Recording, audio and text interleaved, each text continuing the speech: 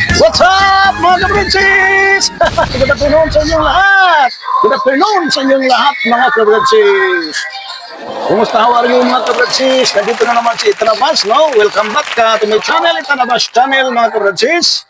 Nandito na naman si Itanabas upang magbahagi na naman sa salita ng Diyos mga kabransis, no? Ang atin pong talakayin ngayon mga kabransis ay patungkol po ito sa kaligtasan ng tao. Sa kaligtasan na bigyan nating tinatawag na illustration patungkol sa buhay ni Cornelio.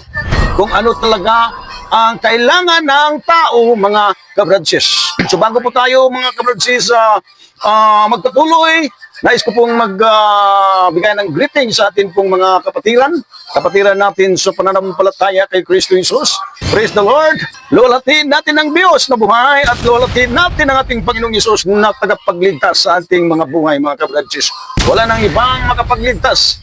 Si Jesus lang, mga kabransis. Kaya ang lahat ng pagluluhati, lahat ng papurit pagsamba ay dapat atin ibigay sa ating Panginoong Jesus, mga kabransis. Now, mga kabransis, shout out pa pala sa lahat ng mga kapatiran dyan sa All the World Outreach Church International, lalo na sa akin pong mga kasamahan dyan sa visitation team, sa lahat ng mga kasama na kami po ay palagi at nagpapatuloy po kami sa pagdalaw sa amin pong mga kapatid na medyo nanghina sa pananampalataya at salamat naman ang Panginoon na sila po ay bumalik at sumigla sa mga encouragement, sa mga mensahe na kanila pong narinig na talagang kailangan tayong magpatuloy sa atin pong paglingkod sa ating Diyos na buhay. Purihin ang Diyos, purihin si Jesus, dakila ang Diyos, dakila si Jesus. Kaya shout out sa lahat kong mga kapatiran dyan sa mga iba't ibang dako sa mundo, sa lahat ng mga abroad kong mga kakilala, mga friends, at lalo na sa kasama ko sa pananampalataya. Sana samahan po kayo ng Diyos dyan at iligtas kayo sa lahat ng mga kapahamakan at ang Diyos din ay talagang maggamay at patnubay sa inyong mga buhay. So dito na tayo mga kabransis, no? Tayo po ay umanalangin na saglit, no? Salamat Panginoong Diyos sa iyong tulong ng iyong lingkod upang may bahagi ko sa madalian ang aking pong mga kapatiran na tagapakinig at saka manunood sa video pong ito. Salamat po Ama na ito po hindi po ito masayang at ito po ay panuurin at unawain, intindihin kung ano talaga ang iyong layunin sa buhay ng bawat isa. Salamat sa iyong tulong ng iyong lingkod. Hindi po ako pabayaan kahit dito po sa lalo na sa mga kapatiran sa mga Pilipino, mga kapatiran ko, mga Pilipino sa bansang Pilipinas. Sa pangalan ni Jesus, ito po ang taos puso ko dalangin. Jesus name, Amen. Now mga kabransis, no, ang atin po ngayon na pag-usapan mga kabransis ay talagang atin pong unawain itong buhay ni Cornelio. Mga kabransis, ang buhay po ni Cornelio ay napaka buting tao talaga itong taong si Cornelio. At nais ko pong basahin mga kabransis bago ko po ipaliwanag. Ito po ang salita ng Diyos at atin pong babasahin at i-focus po natin ang kamera, mga kabransis. Tingnan natin mga kabransis, ang Kapitulo 10, versikulo 1, sabi po dito, sa Cesarea ay may isang lalaking nagangalang Cornelio, kapitan ng isang kumpanya sa kahurti Italyana ng hukbong Romano. Ang taong ito ay sumasamba at may takot sa Diyos. Gayon din ang buong sambahayan niya. Palagi itong nagbibigay ng tulong sa mga Hudyo at laging nananalangin sa Diyos. Minsan, mag-ikatlo ng hapon, nagkaroon siya ng isang pangitain. Kitang-kita niyang pumasok sa bahay niya ang isang anghel ng Diyos at tinawag siya. Siya ay tumingin at takot na sumagot. Ano po iyon, Ginoo? Sinabi sa kanya ng anghel. Kinalugdan ng Diyos ang iyong mga dalangin at ang ginagawa mong pagtulong.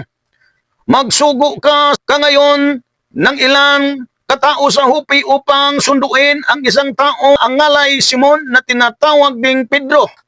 Siya ay nanunuluyan kay Simon mangungulti ng katad na nakatira sa tabi ng dagat.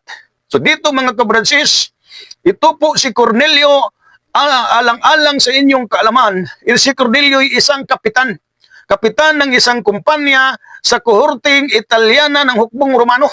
So siya po'y Italianhon at siya po'y talagang kapitan sa isang hukbong Romano, mga kabradsis. At ang kanyang pong ugali, mga kabradsis, napakatindi at napakabuti kung atin pong tingnan. Ang sabi po dito sa Biblia, ang taong ito'y sumasamba at may takot sa Diyos. No?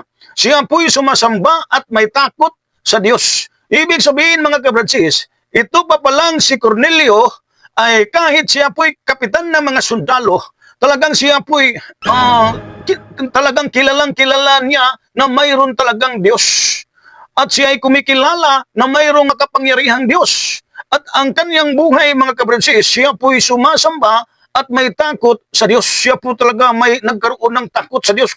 Talagang masabi natin sa buhay ni Cornelio, mga kabradsis, bagamat siya po'y captain, siya po'y kapitan ng hukbong Romano sa mga tinatawag na mga sundalo, ngunit siya po'y taong may takot sa Diyos.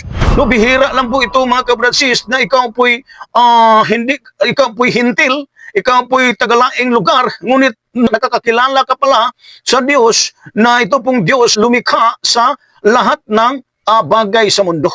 Dito din, sabi po niya, may takot sa Diyos, gayon din ang buong sambahayan niya. So ibig sabihin, mga kabradsis, hindi lang si Cornelio ang sumasamba ng Diyos at may takot sa Diyos, kasama pati na rin ang kanyang pamilya, ang kanyang asawa, ang kanyang mga anak.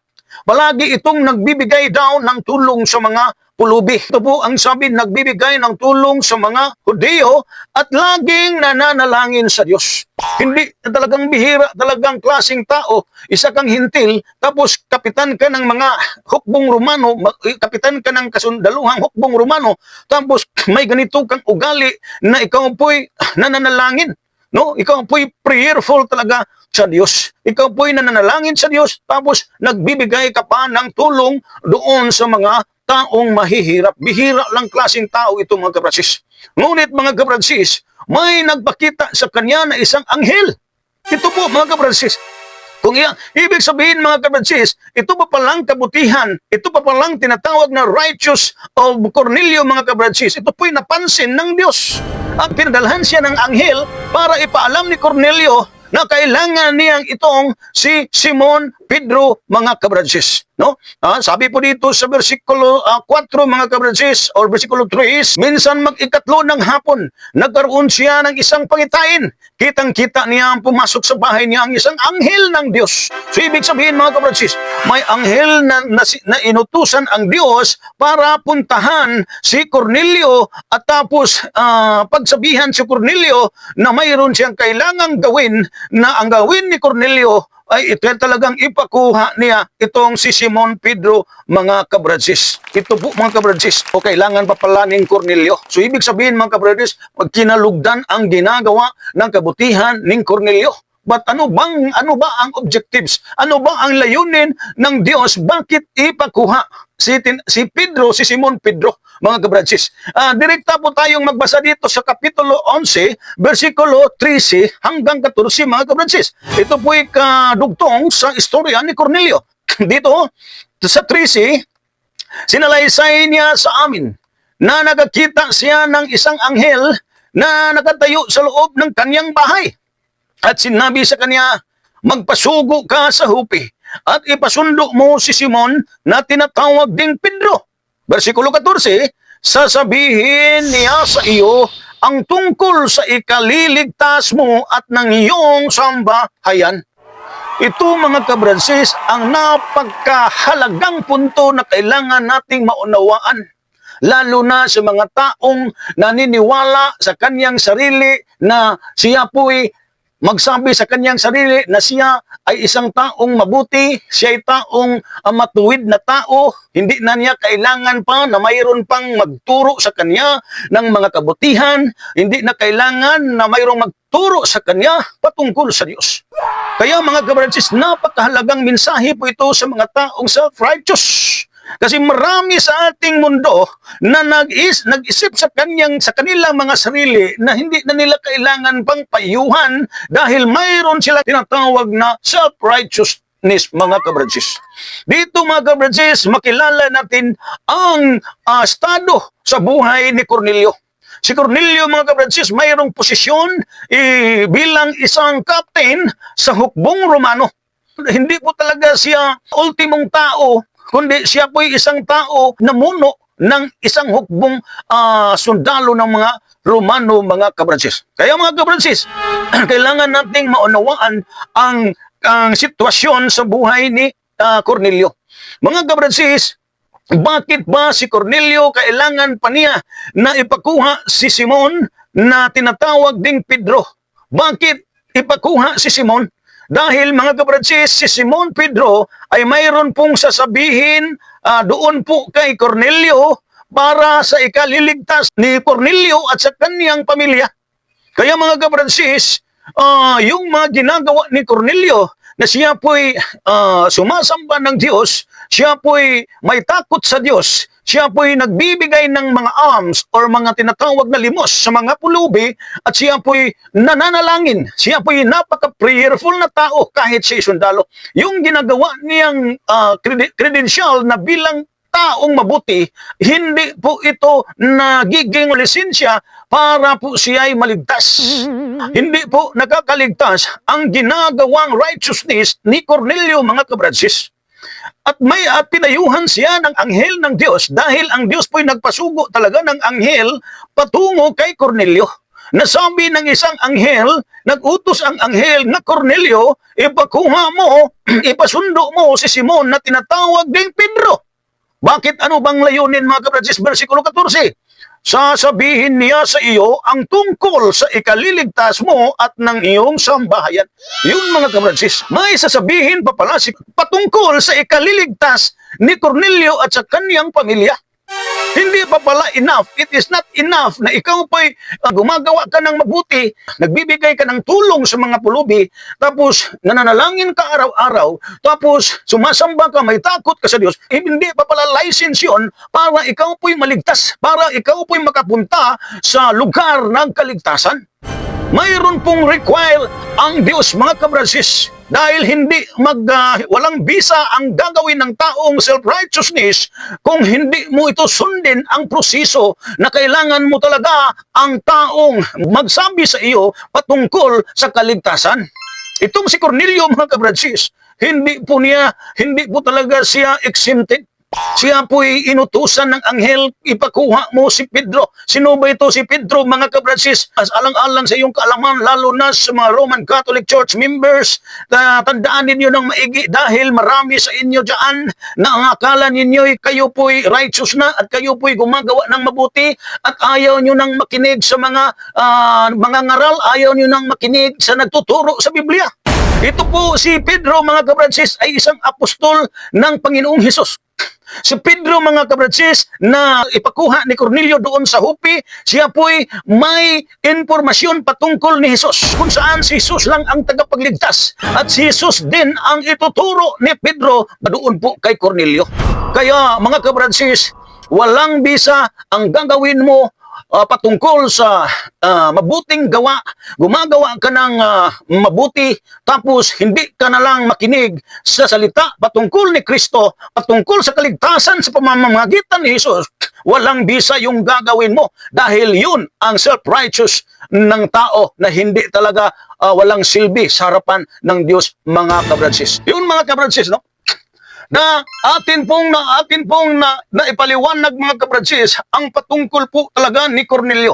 Walang bisa ang ginagawa ni Cornelio, hindi ito nakakapagligtas sa kaniyang kaluluwa, sa kaniyang buhay, mga kabransis. Kaya nang napansin ng Diyos na si Cornelio po ay talagang kalugod-lugod ang kaniyang ginagawa, ngunit hindi po ito license para po siya ay maligtas. Kaya ang pabor ng Diyos para kay Cornelio, mismo ang Diyos nagpasugo ng anghel upang ipasundo si Pedro para si Pedro ay magsabi patungkol salita na ikaliligtas ni Cornelio pati na ang kanyang pamilya, mga kabransis. Yun, mga kabransis, ito po ang napakalagang punto. Maraming tao sa mundong ito na ayaw nang makinig sa mga paliwanag, lalo na sa mga taong mangangaral, lalo na sa mga taong nag-preach the gospel about the Bible, lalo na sa mga taong nagtuturo sa Biblia. Dahil ang iniisip palagi ay ibang religion, ay ibang pananampalataya. Ayaw nila dahil sila po'y loyal ng isang religion. Walang silbi, walang bisa yung religion, mga kabradsis, pag ikaw po'y hindi ka makinig sa salita ng Diyos. Si Apostol Pedro, mga kabradsis, tandaan ninyo, siya po'y apostol ni Kristo. At si Pedro po, mga kabradsis, siya po'y may alam patungkol sa buhay ni Kristo, patungkol sa kaligtasan na ginawa ng Kristo, mga kabradsis. Siya po'y apostol, siya po'y mangangaral patungkol kay Kristo Isus, patungkol sa banal na kasulatan o sa banal na salita ng Kristo, mga kabradsis. Kaya, mga kabradsis, kung kayo po'y mayroong ganyang ugali, mga mabubuting tao ka, or matulungin ka, may takot ka sa Diyos, palagi kang sumasamba, lalo na ikaw po'y religious, sumasamba ka palagi ng madaling araw, pag magpunta ka sa simbahan mo, may takot ka sa Diyos, kumikilala ka na mayroon talagang Diyos, at ikaw po'y nananalangin, nakakilala ka na mayroong Diyos na lumalang sa lahat ng bagay, ay ito po, mga kabradsis, ang payo ko sa inyo, mga kabradsis. Maghanap kayo ng tao katulad ni Apostol Pedro, na kung saan si Pedro po ay mga ngaral ni Kristo, mga ngaral sa katuruan ni Kristo patungkol ng Panginoong Jesucristo. Hanapin ninyo itong mga taong mga ngaral patungkol kay Kristo, mga kabradsis, na ituturo talaga ang kaligtasan, na ang kaligtasan po nandiyan lang kay Kristo Jesus. Kaya lang kailangan ninyong makinig at doon po sa salita ng Diyos, doon po sa mga nagtuturo patungkol kay Kristo Jesus na siyang tagapagligtas sa atin pong mga kaluluwa, mga kabradsis. Hanapin ninyo yung mga taong magturo sa inyo katulad ni Pedro. Si Pedro po, mga kabradsis, na ginawang Santo Papa ng isang religion na Roman Catholic Church, yun po ay maling pagkiklaim. Yun po ay pagklaim na walang katuturan. Yun po ay pagklaim na wala talagang kwentang pagkiklaim dahil si Apostol Pedro po ay hindi po talaga siya tinatawag na Papa at hindi po siya pari, siya po apostol, mga ngaral po siya patungkol ni Kristo. Kaya lang ang religion po ay ginagamit nila ang ngalan ni Pedro upang gawin nila the first pope of Roman Catholic Church para daw maidugtong ang kanilang religion, maidugtong sa line up sa ating Panginoong Jesucristo. Ngunit, mga kabradsis, yun po ay malaking kasinungalingan, mga kabradsis. Huwag ninyong paniwalaan dahil yung mga naka-line up na mga kaparian sa isang religion, tandaan ninyo, mga kabradsis, hindi yun nagtuturo sa banal na kasulatan. Hindi yun nagtuturo sa Biblia, mga kabradsis. Ang tinuturo nila, mga kabradsis, ay salungat sa Biblia. Kaya walang katotohanan ang sinasabi nila na si Pedro po'y kanila pong first pope dahil yun lang ang tinatawag na false claiming. Pag-claim nila na talagang hindi totoo. Isang tinatawag na deception ang ginagawa ng isang religion para daw na madugtong ang line up sa Panginoong Hesus sa mga apostol. Yun ay hindi o walang katotohanan. Dahil kikilala mo yung religion na yan na hindi talaga namumuhay sa banal na kasulatan. Sila po'y namumuhay sa kanilang mga lust of the flesh. Sila po'y namumuhay, sila po'y nagtuturo at nangangaral hindi sa aral ng Diyos, hindi sa Biblia, hindi sa salita ng Diyos, kundi isang tradisyon ng religion na ginagawa ng mga leader ng isang religion. Tapos mayroong tinatawag na dogma, no? Yung mga tinatawag nila na yung mga encyclopedia, history of the church, ang gumagawa diyan, ang gumagawa ay Roman Catholic Church, ang gumagawa para lang ang mga tao ay mananatiling deceived ang mga tao, mga kabradsis. Kaya ngayon, mga kabradsis, makinig kayo kay Itanabas. Ang si Itanabas po'y nagtuturo sa banal na kasulatan.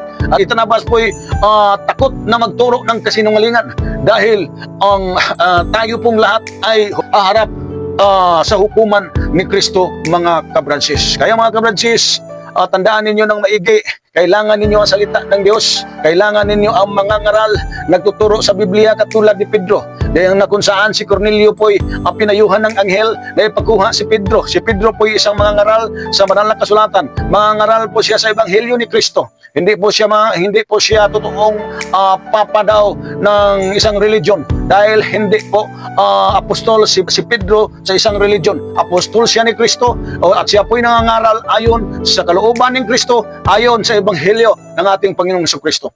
Kaya mga kabradsis, kailangang marunong kayong pumili ng isang mga ngaral at hanapin ninyo ang mga pastor na nagtuturo talaga sa banal na kasulatan. Nagtuturo talaga na dyan doon lang kay Kristo Jesus. Tayo po'y may kasiguraduhan sa buhay. May assurance po tayo dyan lang kay Kristo. Hindi po nangangaral ng patungkol sa religion mga kabradsis. So nandito na lang po tayo mga kabradsis. Ako po ay umaasa na lahat pong manonood sa channel ito na Bas, no? Huwag ninyong kalimutan na mag-subscribe at huwag ninyong kalimutan pindutin ang like and share. I-share ninyo mga kabradsis at maraming salamat sa inyong pagpanood. Maraming salamat sa inyong mga buhay na nakikinig at nanonood sa video ito.